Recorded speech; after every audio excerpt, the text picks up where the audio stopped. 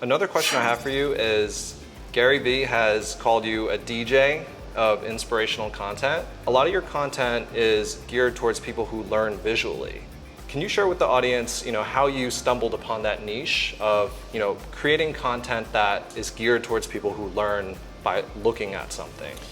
Yes, so when I started on YouTube, nobody was posting educational content on YouTube, especially long form educational content. Now, lots of people are doing it. But when I started, I was crazy. Like even making a 6-minute video, people were telling me it's way too long. You can't make a 6-minute video. Now I don't know how long this video already is right now, but you can't make a 6-minute long video. Nobody's gonna watch it, it's way too long. And education, nobody's gonna watch that on YouTube. It was, old school YouTube was a lot more like what Instagram or TikTok is in terms of videos. There's really short form content. But I like to see something. And if we were doing this interview, but I couldn't see you and it was only over the phone or something, I'd have to really focus and listen and not have anything in my field of vision because it's hard for me to just hear things. Yeah. It's the slowest way for me to learn. So some people love listening to podcasts and they'll put it at 2x speed to learn faster.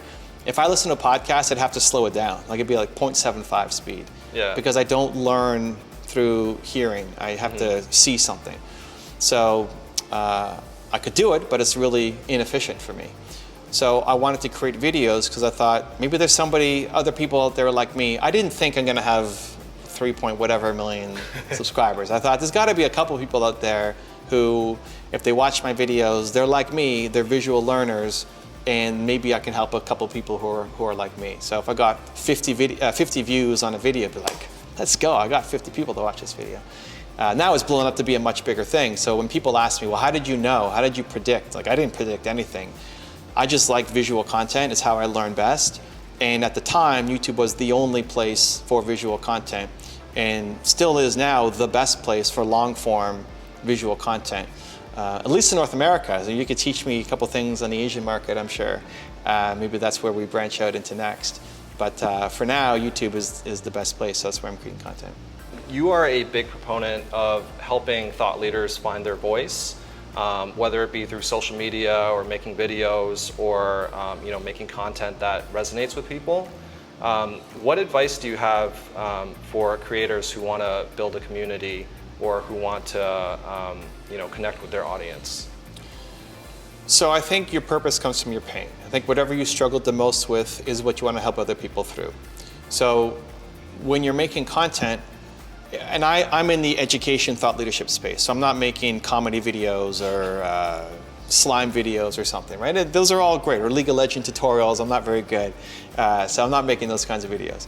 But in education thought leadership, think about who you want to help. Well, you want to help the younger version of you. Mm-hmm. So I'm really still making content for 19-year-old Evan who's struggling to believe in himself to take a chance and start his company. And there are millions of people right now who currently are younger version of Evan. Because if you can do something that then helps somebody who is like you see a younger version of you and them, and they come to you and say, hey man, what you did changed my life, like that's the best feeling ever. Yeah. A lot of people are just trying to chase trends and are just trying to make money and end up burning out because they don't like the thing they're making. They're doing it just trying to make money. And I love making money, and you should make money. It's important to make money. It just can't be number one. Mm-hmm. So some people have making money number one, and they usually don't make a ton of money because they don't have the passion for the thing. But other people have money way down on the list, and then they never make money either because they're just giving everything away. It's always free, and then they have to have some kind of job to support, their career. So if you're an entrepreneur, you have to learn to make money, and if you're a content creator, you have to learn to make money. But you said I made over 10,000 videos, and it's been however many years since I started. Why do I keep going? Well, because I like it. Yeah. It's fun. Like, why am I talking to you here? Because it's fun. It doesn't feel like work. Mm-hmm. Time flies. And hopefully somebody watching this video, it's a spark for them. It makes a change in their life. They go and bet on themselves to go create, whether it's content or their own business or whatever the move is that they need to make in their life. And so I think ultimately we're making content for the younger version of ourselves out there. Mm-hmm. And there are millions of people right now who are struggling with the same thing that you used to struggle with. Passion comes first, and coming from a point of helping others. Passion comes first, and figure out how to make money. Money's important. Both, yeah. I mean, again, if you're only chasing money, you're competing against people who love it. Like, you're never going to win against somebody who loves a thing, because they'll just spend more time learning it and failing and getting up and doing it again. Because if it's just a strategy for you, but they love it, you're never going to win, especially long term. Yeah. So you have to love the thing, but you then also have to figure out how to make money doing it. Because if you want to have a big impact, it has to be beyond just you. And we're filming this here. We've got 4 cameras on us and lights and gear and everything. Like, that doesn't happen if you don't know how to make money to hire a team to help you do all the things that you need to do. Yeah. And so if you have a big mission, you have to be able to have a team. To have a team, you have to learn how to make money.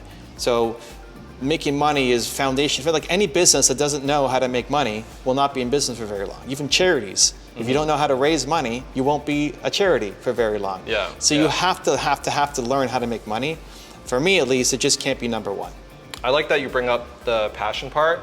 I feel like a lot of the younger generation nowadays, they have a problem finding their purpose or something to chase after. What do you think people can do if they feel distracted, how they can find something to pursue? A lot of times it's just saying yes to things. I think I've never been more excited for the younger generation. Or think of whatever you think the young generation is. If you look at a 13-year-old trying to figure out the next spot, or a 19-year-old trying to figure out where they go. If you think about your grandparents, or even your parents when they were 19 years old did not have the options that a 19-year-old today has. Your parents weren't asking questions about purpose and passion and mission when they were 19, because they didn't have options, because there were no choice. It was like, you graduate, and maybe you go to university, and then you get a job. Yeah. That's probably what your parents did.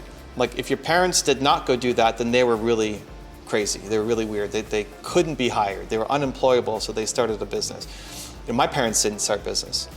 And your grandparents for sure not. And so these are questions that the older generations never had to even think about.